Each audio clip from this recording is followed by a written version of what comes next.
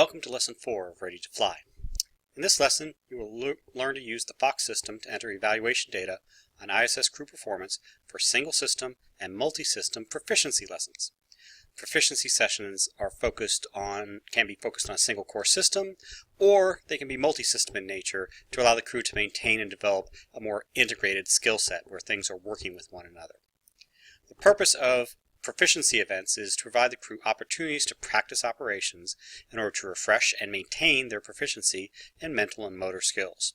In a sense, a proficiency lesson allows the crew member to demonstrate either increasing or decreasing competency in skills already mastered during initial training. However, rather than track items at a skill-by-skill level, as in mastery and assessment events, the primary focus of an instructor's observations in proficiency events is on what was covered, what the crew member did well on, and where the crew member might need additional training. This change in focus is driven by the fact that the content of proficiency events are deliberately made variable to the ongoing needs of a given crew member, and the content areas covered at any given event are left greatly to your discretion and experience as a core systems instructor. In order to document this information, you need to be cognizant of what exactly got taught because, like you said, it changes and it will be different from crew member to crew member. To document this type of information, two separate forms are used within Fox: single system evaluation forms and multi-system evaluation forms. Consequently, in this lesson, our goal is that you walk away with 4 capabilities. First, be able to navigate within a training program and find the multi-system or single-system proficiency events that you were supporting as a core system instructor. 2, access the multidiscipline evaluation form using a Fox tool and distinguish between the focus of this form versus other forms. Or access the single discipline evaluation form and understand what that is trying to do.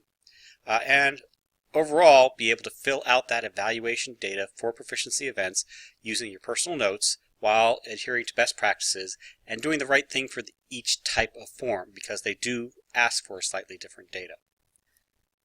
Now, as we've discussed before, there are a multitude of training event types within an ISS crew member's flow. So, what type of events constitute proficiency lessons, and when will you be responsible for these events? Single system scenarios, routine op sims, multi-system scenarios, consultations, emergency sims, these are all types of proficiency events. As proficiency events, they occur exclusively in the assigned time period, as the crew are refreshing and improving their skill sets in preparation for flight. So, single system proficiency is typically restricted to consultations and the single system scenarios. These are refreshers with variable content that are kind of shaped by you as the core system instructor. It's based upon what your reading is of what an individual crew member needs. Now, the other proficiency items are multi-system in nature, where it's not just you, but it's really a team of instructors working together to provide an integrated experience for the crew to practice within. It should be noted that multi-system consults generally occur late in the assigned training flow, because you have to have all the individual systems kind of taken care of before you get to that point. Emergency sims and routine ops sims, very much team-based events, multi-system exercises, typically don't start until at least midway through the assigned period, as you need to not only get the crew members trained up in the systems, but to get all the crew members in a given team, in a given expedition, at a similar level. And sometimes that takes a little synchronizing before you get that point. So they tend to happen a little bit later on in the assigned time frame. Now, the purpose of emergency sims is to practice an integrated end-to-end response to emergency situations, fire, depressurization, toxic atmosphere.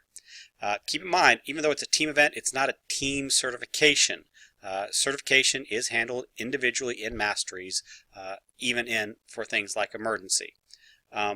But it is a primary opportunity to build up the teamwork aspects for reacting to those high-stress, dangerous environments and being able to work on your team and communication skills.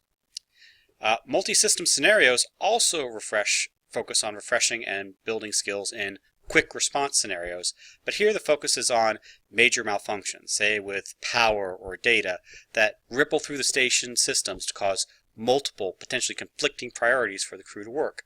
They might have something that takes down their motion control at the same time it's taking down a key life support item. How do you work through that? The other type of proficiency that you see very often is routine ops sims.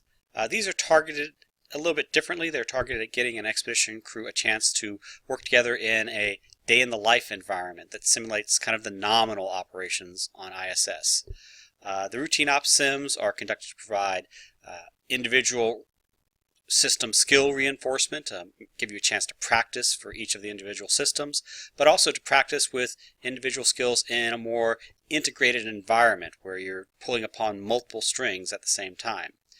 All in all, it gives you an opportunity to develop your teamwork aspects as well as you help each other out through the day-to-day tasks.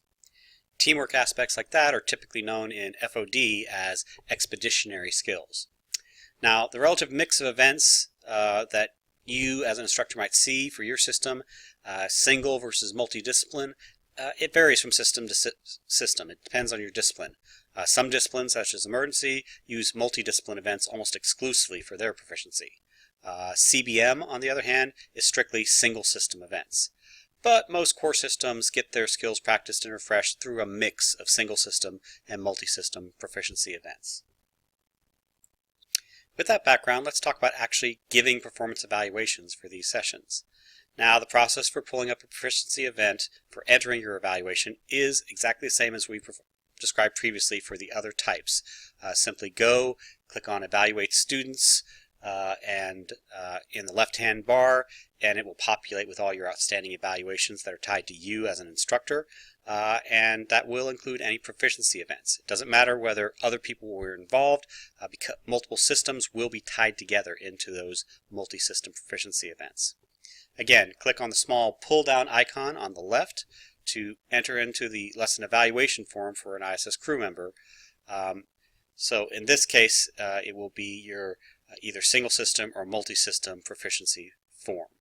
So let's look at those. First off, we're going to look at the single discipline evaluation form. For the single discipline evaluation form, you as the core system instructor should note what content was covered, either via notes or via enumerating specific skills from your system skill list that were covered in that session. It should be pointed out that even if you're focusing on your system's content, it's appropriate and sometimes necessary to note any items from other system skills, dealing with procedures or etc., to help out one another as instructors, as a team. Again, an element to track here is whether there are any particular strengths or weaknesses observed. Now, note, as a job aid, there are a nice little instruction headliner at the top of these particular forms, helping you to kind of know what you want to do for these type of things. Now, the multidiscipline eval form looks very, very similar to the single discipline form, but there are some differences. There is a similar responsibility here where you have some end-to-end demonstration of how multiple sets of knowledge and skills come together. One key difference is that because it's a team, the chief training officer will be responsible for the overall evaluation, and they are in charge of the overall filling out of this form. But as being part of the instructor team for these events, it is your responsibility to observe and record how crew members demonstrate their skills with your system in both a standalone and an integrated sense. For the instructions section at the top of the form, there are some instructions that are unique for only multidiscipline form. These include items like CTO will open the form and enter the disciplines expected to contribute to the write-up. They're in charge. They would specify who needs to contribute here. Also, because it is a shared form, disciplines are instructed to temp save when they're complete. CTO is responsible for the final end item save for all of this. These instructions derive from the fact that this is one shared form that multiple instructors will jointly fill out. Now, some best practices for use when entering data in multidiscipline eval forms include the following. You need to annotate any comments you enter with your initials. That helps us track back who entered an item into this shared form. Also, it's very worthwhile to block out entered notes with a bold-faced header, giving your discipline title. Spartan if you're the power instructor, Ethos if you're the life support instructor, etc. Also, please note any deficiencies seen, even if they are outside your discipline. So again, same type of a thing, we want to help each other out as a team of instructors. There is an additional field in this form that is not present with the single system eval as well. So single system events for proficiency tend to involve, as it says, a single crew member working on a single system rather than teams. However, there is a field for assessing the expeditionary skills in this multidiscipline eval form. That is primarily for the CTO to fill out. As an instructor, if you observe significant performance items with regards to teamwork, communication, followership, all these expeditionary skills, you should convey that thought to your chief training officer for that session. However, it is their job to ultimately determine what performance evaluation will be written in this one particular area. In sum, for proficiency lessons involving your system, it is your responsibility to access your pending evaluations and fill out the associated eval forms per the standards that we reviewed today. Documenting which skills were refreshed, when they were refreshed, and the crew performance in these skill areas helps to develop the crew towards an end goal of peak readiness right before launch. It is your judgment as an instructor that is key in this process, and keeping accurate records as you go will provide you with enhanced capabilities when you exercise that judgment and shape a crew member's individual training. At the end of this proficiency phase, if you've done your job correctly, you can send the crew to the launch pad knowing that they are truly ready to fly.